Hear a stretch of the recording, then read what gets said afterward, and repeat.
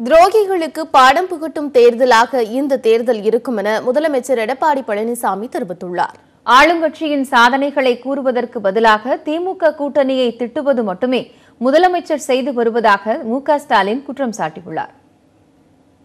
தூத்துக்குடியில் போட்டியிடும் பாஜக வேட்பாளர் தமிழிசை மற்றும் விளாத்திகுளம் சட்டப்பேரவை தொகுதி வேட்பாளர் சின்னப்பன் ஆகியோரை ஆதரித்து தொகுதிக்குட்பட்ட பகுதிகளில் முதலமைச்சர் எடப்பாடி பழனிசாமி வாக்கு சேகரித்தார்.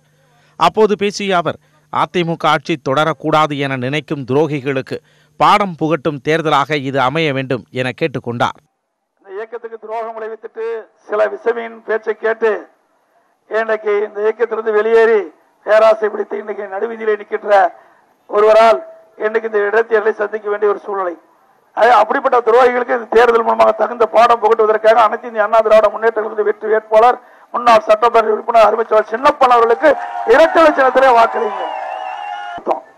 இது யாருக்கு பிரிச்சு பார்க்கல. அண்ணா திமுக, காங்கிரஸ், திமுக அப்படி பிரிச்சு பார்த்தா கொடுத்தோம். எல்லாருக்கும் தானே கொடுத்தோம். அதுக்கு ஏன் போய் கோர்ட்ல போய் ஸ்டே வாங்க போற ஸ்டாலின்? எல்லாருமே மக்களுக்கு சேவை செய்வதற்காக கட்சி வச்சிருக்காங்க. ஆனால் சேவை செய்வதை தடுக்கின்ற ஒரு கட்சி தான் திமுக கட்சி ஒண்ணுதான்.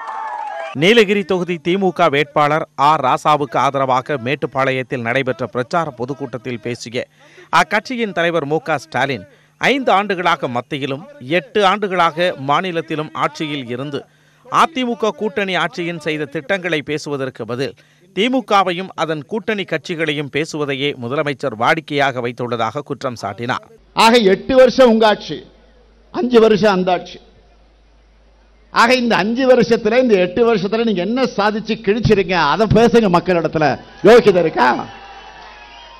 ஆதாரத்தோட பட்டியல் போட்டு சொல்லக்கூடிய அருகதை உங்களுக்கு இருக்கா? இல்லையே. திமுக விமர்சிக்கிறது, என்ன விமர்சிக்கிறது, ஆக நம்முடைய கூட்டணி தலைவர்களை விமர்சிக்கிறது, காங்கிரஸ் விமர்சிக்கிறது. இதுதான் என்னமோ மத்தியில் காங்கிரஸ் கட்சி ஆட்சி இருக்கிற மாதிரி, மாநிலத்தில் திமுக நாம ஆட்சியில் இருக்கிற மாதிரி நம்ம பார்த்து விமர்சிக்கிறாங்க. எதுவும் செய்யல, செய்ய வேண்டியதெல்லாம் நீங்க.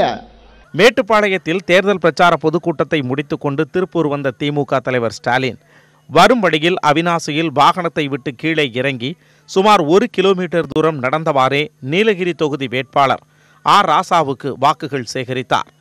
கடந்த 5 ஆண்டுகளில் தமிழகத்திற்கு வளர்ச்சி திட்டங்களுக்காக 5,42,068 கோடி ரூபாயை மத்திய அரசு வழங்கியுள்ளதாக பாஜக தேசிய தலைவர் அமித்ஷா தெரிவித்துள்ளார்.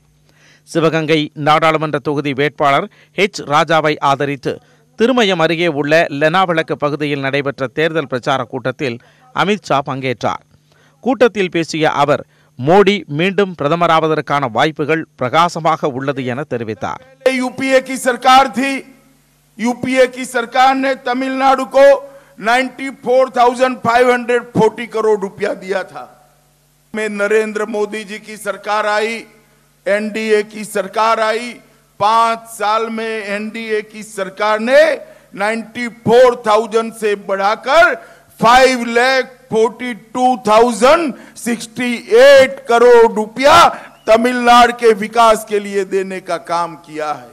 முன்னதாக அமித்ஷா வருவதற்கு முன்பு ஆயிரக்கணக்கான மக்கள் மேடைக்கு முன்பு அமர்ந்திருந்தனர்.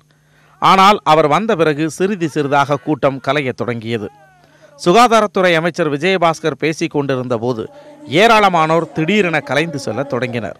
இதனை அறிந்த அமித்ஷா அமைச்சர் விஜயபாஸ்கர் பேச்சை சீக்கிரமாக முடிக்கச் சொல்லி கூறியதுடன் தன்னுடைய பேச்சை தொடங்கினார்.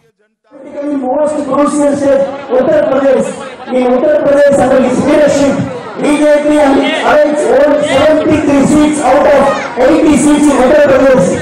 Your seat is presence of BJP. BJP is every time association.